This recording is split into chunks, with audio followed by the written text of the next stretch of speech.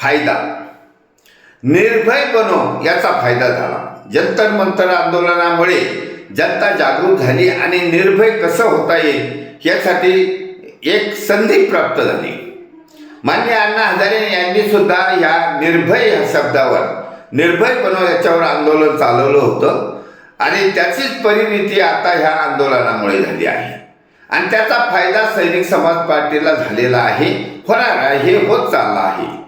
कारण की या राजकीय नेत्यांनी ईडी सीबीआय यांचा धाक दाखवून भाजपाने हे जे विरोधक होते त्यांना आपल्यात ओढलं. त्याचा दुष्परिणाम जनतेवर होत गेला.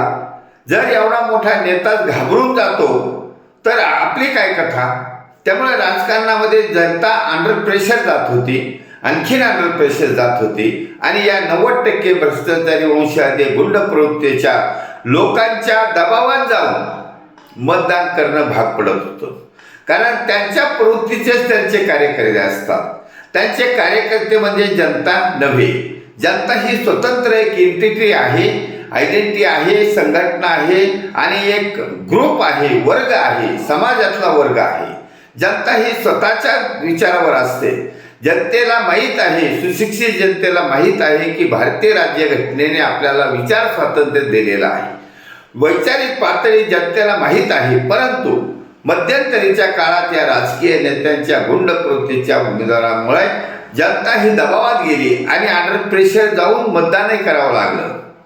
त्याची आता समाप्ती झाली आहे, संपुष्टात आला आहे. जनता निर्भय होत चालली आहे.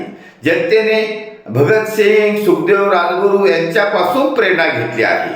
स्वातंत्र्य लढ्यामध्ये निर्भय झालेल्या स्वातंत्र्य सैनिकांनी ज्या देशाला स्वातंत्र्य मिळवून दिलं आहे.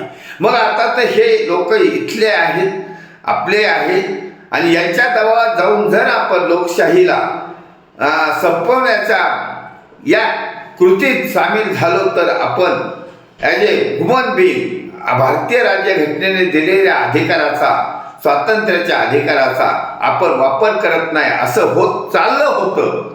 परंतु सैनिक समाज पार्टीच्या बौद्धिक आंदोलनामुळे जनता जागृत झालेली आहे.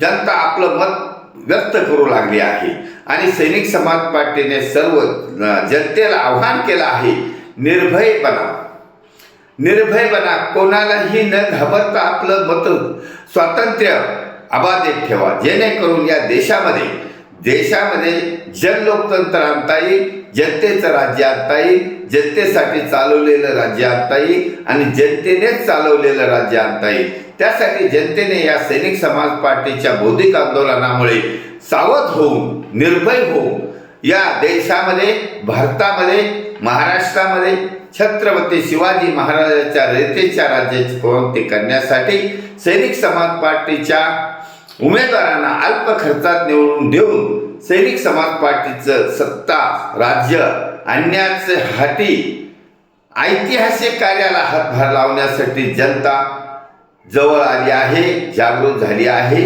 आणि सैनिक समाज पार्टीच्या आयडिओलॉजीला जोडत चालली आहे. त्यामुळे सैनिक समाज पार्टीच्या आयडिओलॉजीला जोडत चाललेल्या जनतेचे धन्यवाद आणि स्वागत. भारत वर्ष की जय, छत्रपती शिवाजी महाराज की जय. सैनिक समाज पार्टीचा विजय असो.